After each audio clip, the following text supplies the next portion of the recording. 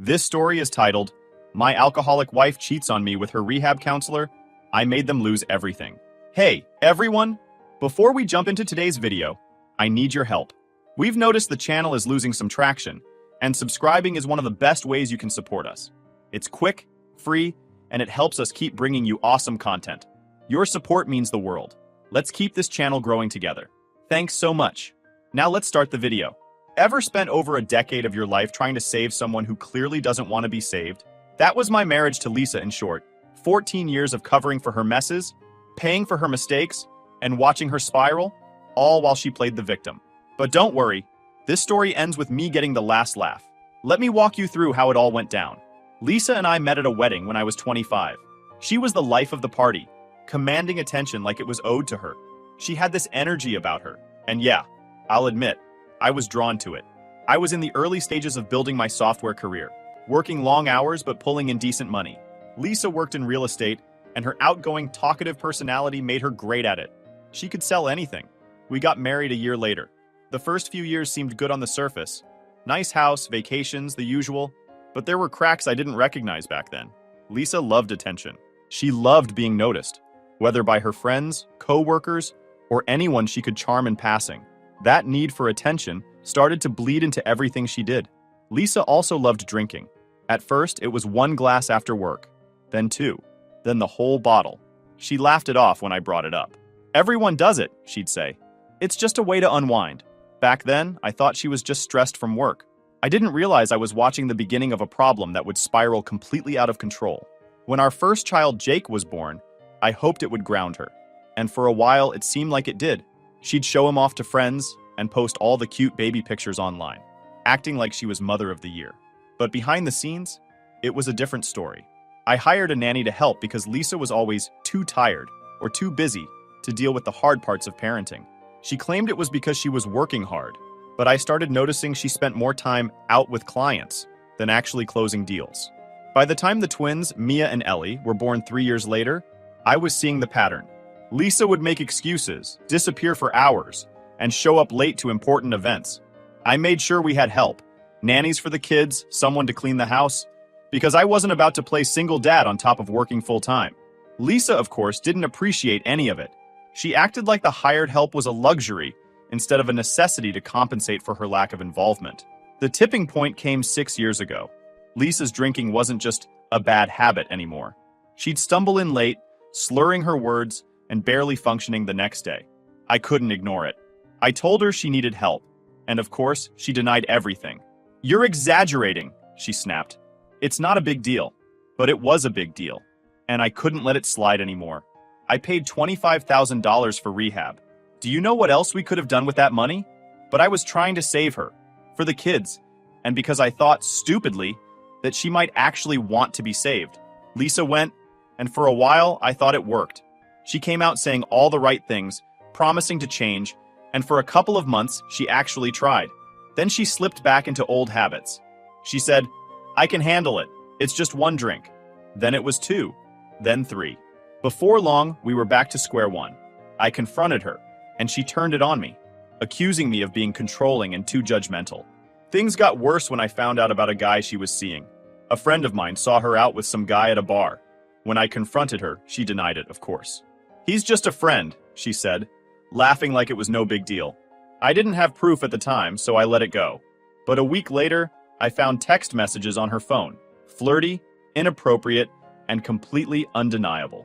When I showed her the evidence, she tried to downplay it. "It didn't mean anything," she said. "I was drunk. It was a mistake. I didn't forgive her because I was weak. I didn't forgive her at all. I stayed because of the kids." Jake was only 5, and the twins were just toddlers.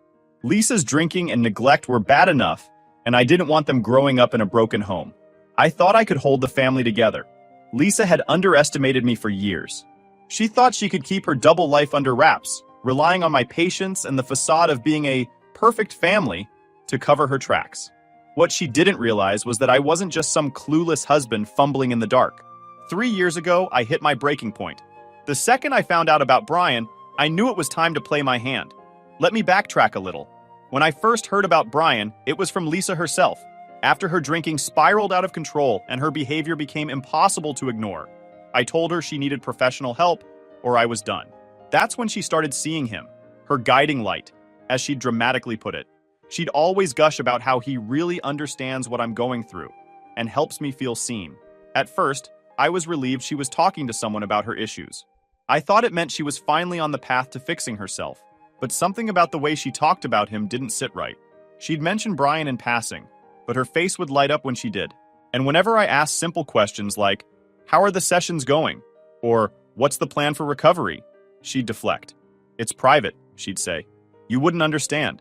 I brushed it off at first, thinking maybe she was just protective of her process. But as time went on, things got weirder. She started disappearing more frequently, always with some excuse about needing alone time to process.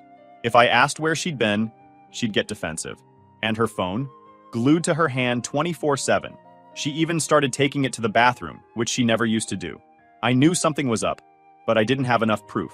Yet. The final straw came when I found that hotel charge. She'd been sloppy, leaving her email open on the shared laptop. I noticed the receipt immediately, and when I checked her GPS history, the story practically wrote itself. She wasn't just processing her feelings alone. She'd been meeting Brian at a hotel. Let me spell that out for you. She was sleeping with the guy I was paying to help her. The man who was supposed to guide her through her issues was part of the problem. I didn't confront her right away. No, I wanted to be smart about this. I started paying attention to everything she did. I checked her emails, her texts, and her calendar. I noticed patterns, gaps in her schedule that didn't add up, vague excuses that fell apart when I asked for details. Every piece of evidence I gathered felt like a small victory, a step closer to the truth. The turning point came one evening when Lisa told me she was going to a meeting. She left the house in a rush, barely saying goodbye, which was already suspicious. So I decided to follow her. I gave her a good head start, then hopped in my car and tracked her to, surprise, a hotel. I waited in the parking lot, watching as she walked inside. 10 minutes later, a man I assumed was Brian arrived. He was smug-looking, mid-40s, with a leather satchel that screamed, "I'm too cool for a briefcase." They didn't even bother sneaking around. They walked in together, laughing like teenagers. That was all I needed. I didn't go in or confront them. No, that would have been too easy. Instead, I went home and started building my case. The first thing I did was call my lawyer, Greg. Greg had been my go-to for years whenever I needed legal advice. But this was the first time I laid everything on the table. I told him about the drinking, the affairs, the neglect, and now this affair with Brian. His reaction? "This is gold," he said. "Not just because it's an affair, but because of who Brian is. A relationship between a counselor and a patient is a huge ethical breach. We're going to use this." I let Greg take the lead while I continued gathering evidence. I went through bank statements, emails, and old texts, pulling together every shred of proof I could find. Meanwhile, Lisa carried on, as if nothing was wrong. She had no idea what I was planning, and honestly, that made it so much sweeter. The moment that sealed it for me was when I found an email chain between Lisa and Brian. They weren't even careful about it. Flirty messages back and forth, sprinkled with inappropriate comments about their private sessions. It made my stomach turn, but it was exactly what I needed. I forwarded everything to Greg, who practically jumped out of his chair when he saw it. "This isn't just proof of an affair," Greg said. "This could ruin his career. You're sitting on a gold mine." The next step was filing a formal complaint with the state licensing board. It was about Brian taking advantage of his position as a licensed professional. Meanwhile, I kept my poker face on at home. Lisa still thought she was in control, spinning her lies and living her double life. She didn't realize that every time she left the house, I was one step closer to blowing up her little fantasy world. I knew she'd try to play the victim once everything came to light. That's how she'd always operated, twisting every situation to make herself look innocent and me look like the bad guy. But this time, I wasn't giving her the chance. I wasn't just fighting for myself anymore. I was fighting for my kids, who deserved a stable home, and a parent who actually cared about them. The first crack in Lisa's armor came when Greg officially filed the complaint. The board didn't waste any time launching an investigation.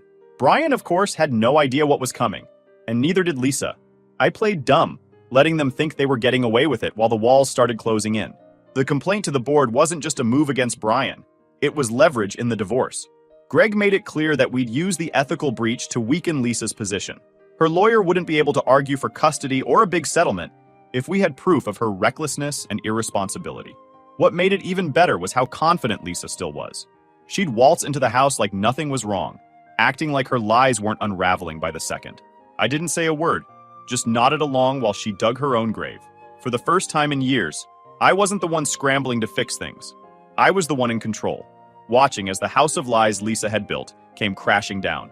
My lawyer, Greg, and I started strategizing for the divorce. Greg was sharp, and he didn't just want to win. He wanted to leave Lisa with nothing more than she deserved. The ethical breach from her affair with Brian wasn't just an emotional betrayal, it was a professional disaster. Brian had violated every rule in the book. And Lisa, she'd handed me the perfect weapon to take her down. First, Greg suggested we start by tightening the financial noose. Lisa had always treated our finances like a bottomless ATM. Shopping sprees, luxury dinners, and let's not forget the $25,000 I'd spent on her rehab. She acted like money just fell out of the sky. But she wasn't paying attention to the fact that I'd already started separating our finances months earlier. I opened a new account in my name and moved most of my income there. I left enough in the joint account to cover the basics, but nothing else. Lisa barely noticed. She was too busy living her fantasy life with Brian to pay attention. Meanwhile, I stopped funding her escapades. No more dinners on my dime, no more mystery hotel receipts. Next, I quietly started documenting everything. Every time she came home late, every missed school event, every morning she slept off another night out. I wrote it all down with dates, times, and details. Greg told me this would be crucial in court, especially when it came to showing her neglect as a parent. The hardest part? Keeping a straight face around Lisa. Every time she smiled at me, thinking she still had me fooled, I wanted to laugh. But I kept my cool. I let her think everything was fine while the damage was already done. The licensing board moved fast. Within weeks of filing the complaint, they reached out to me for more information. Greg and I handed over everything. The hotel receipts, the emails, even the timeline of their so-called therapy sessions. Lisa had no idea what was happening behind the scenes.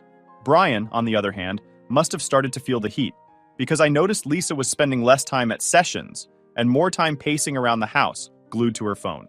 One night, she sat me down. She tried to sound casual, but her voice had that edge she got whenever she was nervous. "Have you been talking to anyone about us?" she asked, avoiding eye contact. "Why do you ask?" I replied, pretending to be clueless.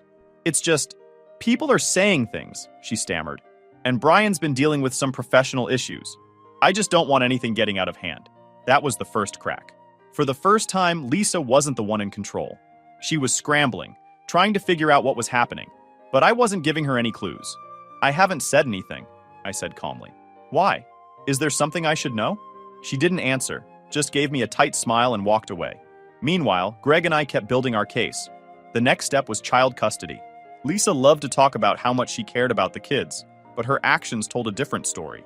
She'd missed Jake's last parent-teacher conference, blew off Mia and Ellie's school play, and barely spent time with them when she was home. Instead, she'd retreat to the bedroom or the backyard with her phone, leaving the nanny and me to handle everything. Greg made it clear. Custody was ours to win. The more evidence we had of Lisa's neglect, the stronger our case would be. Then came the moment everything started to unravel. The licensing board sent Brian a formal notice about the complaint. I didn't know exactly what went down, but I can only imagine the panic that must have set in. One day, Lisa stormed into the house, furious. "Are you trying to ruin my life?" she screamed. I raised an eyebrow. "What are you talking about? Brian got a complaint. Someone's trying to sabotage him? He could lose his license." She was practically foaming at the mouth, pacing back and forth like a caged animal. I shrugged. "Sounds like a professional issue. Nothing to do with me." She glared at me, trying to gauge if I was lying.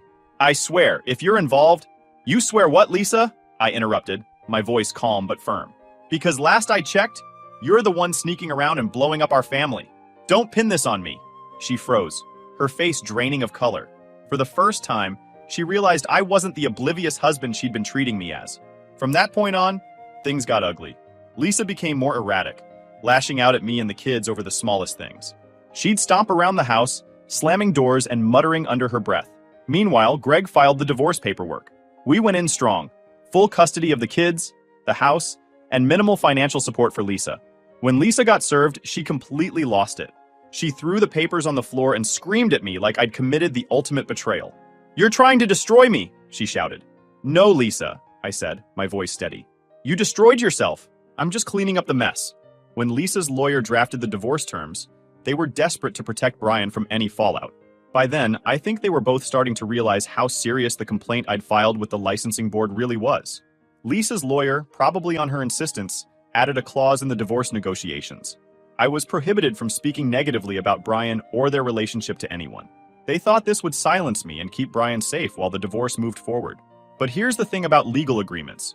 They're only as good as the specifics. What Lisa's lawyer failed to consider was whether I'd already filed a formal complaint about Brian before signing the divorce papers. They assumed my bad-mouthing was just me talking to neighbors or friends, venting about how Lisa's life had gone off the rails. What they didn't realize was that I wasn't just complaining. I was taking real, actionable steps to hold Brian accountable. You see, a gag order only applies to what you do after the agreement is in place. It can't erase the steps you've already taken. And a subpoena? That's a whole other level.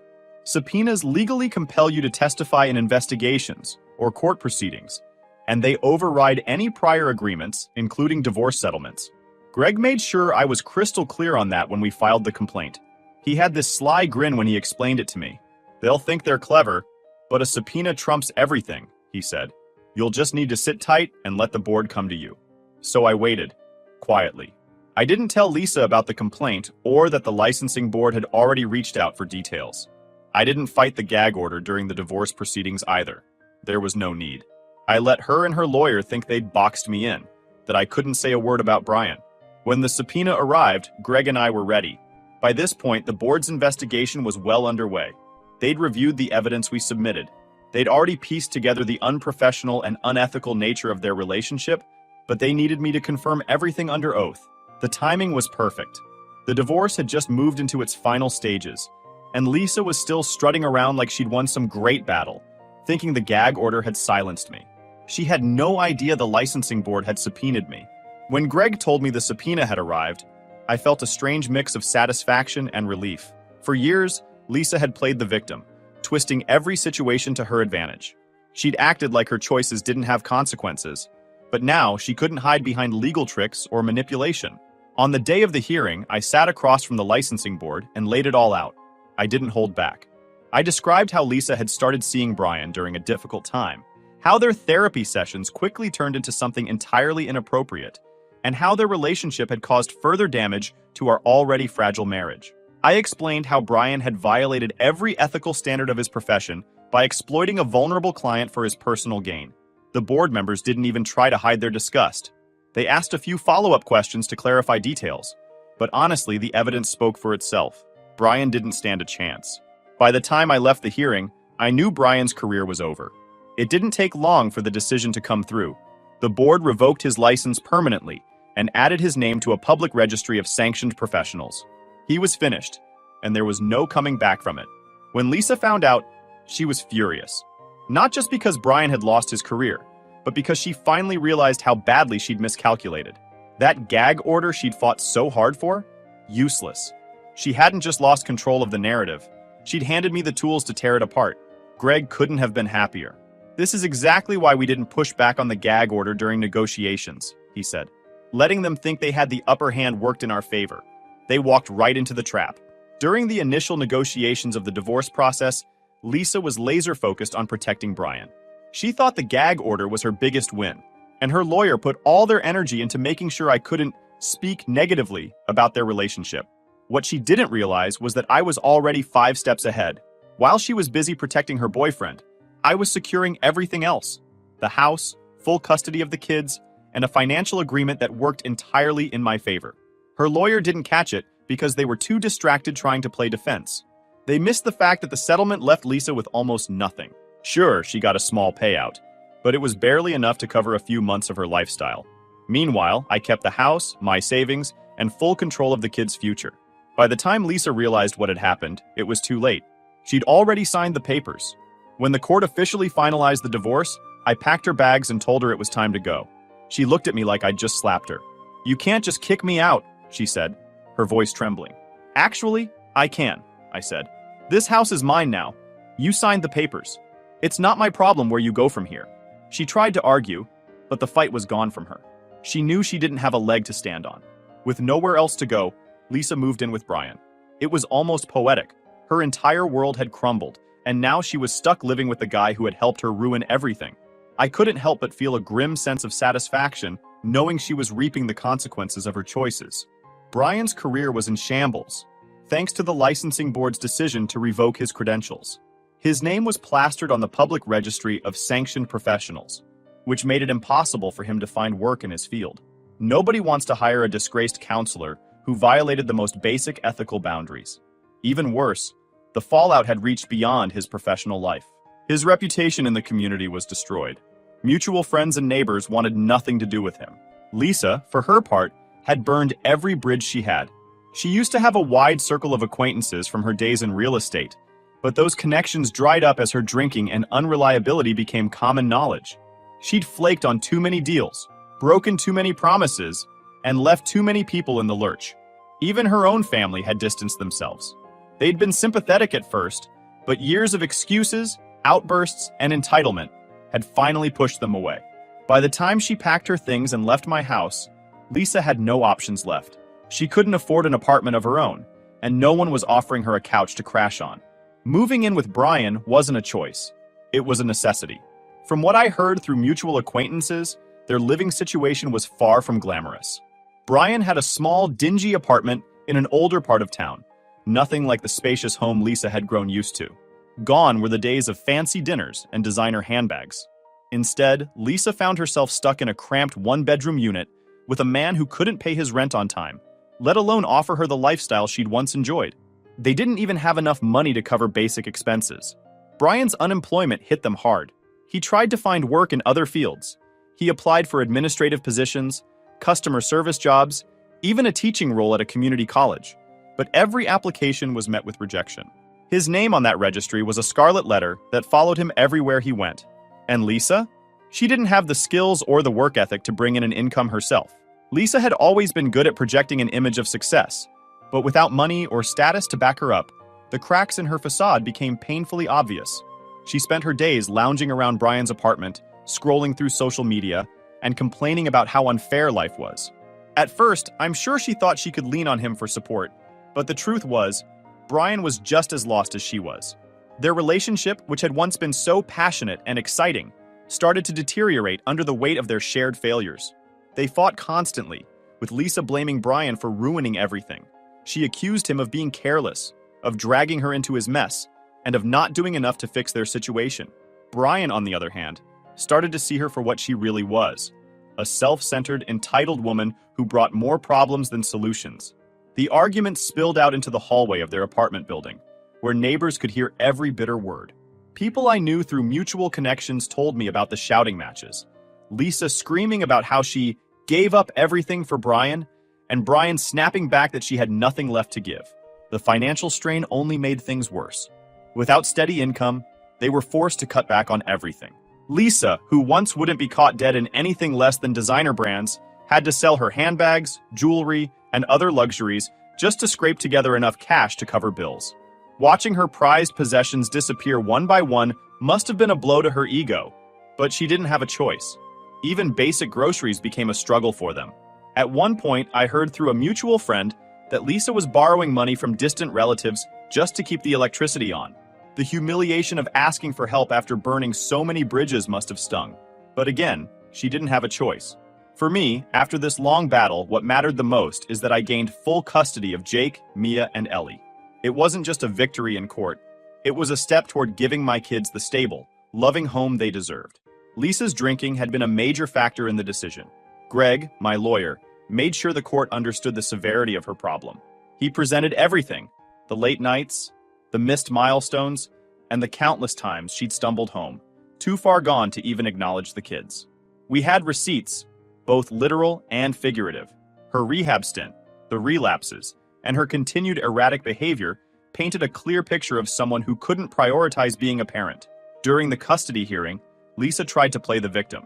She cried on the stand, claiming I'd painted her unfairly and that she was working on herself. But the evidence was overwhelming. The judge wasn't buying her act. To say she didn't take it well would be an understatement. After the ruling, Lisa confronted me in the hallway outside the courtroom. "You think you're so perfect," she hissed. "You've turned the kids against me." I stayed calm. "No, Lisa, you did that all on your own. I'm just making sure they don't have to suffer because of your choices." From that point on, Lisa's time with the kids was limited to supervised visitation. The court appointed a supervisor to ensure she didn't step out of line during her visits, and even then, she couldn't hold it together.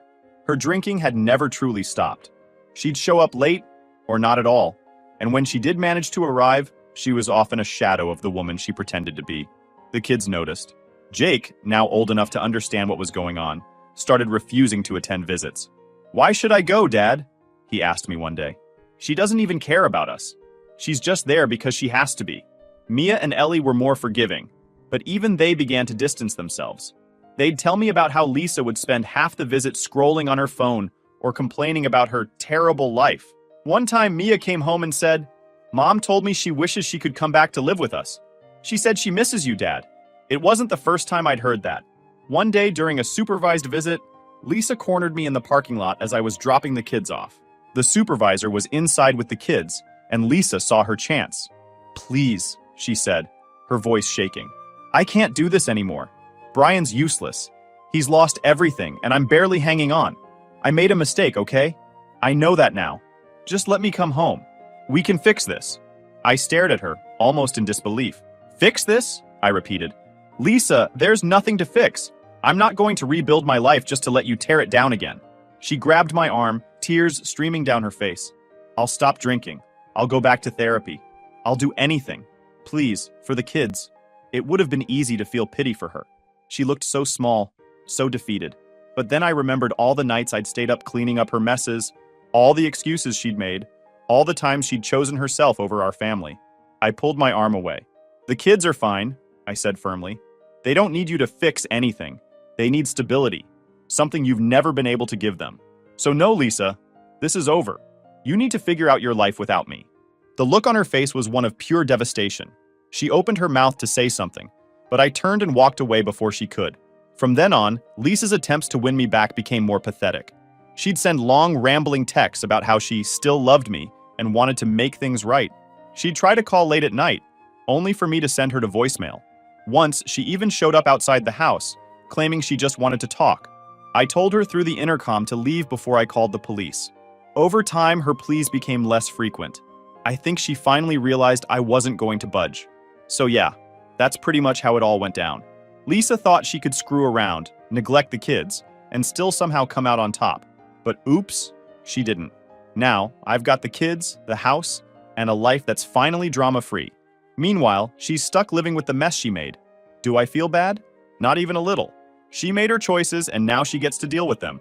As for me, I'm finally at peace and it feels damn good.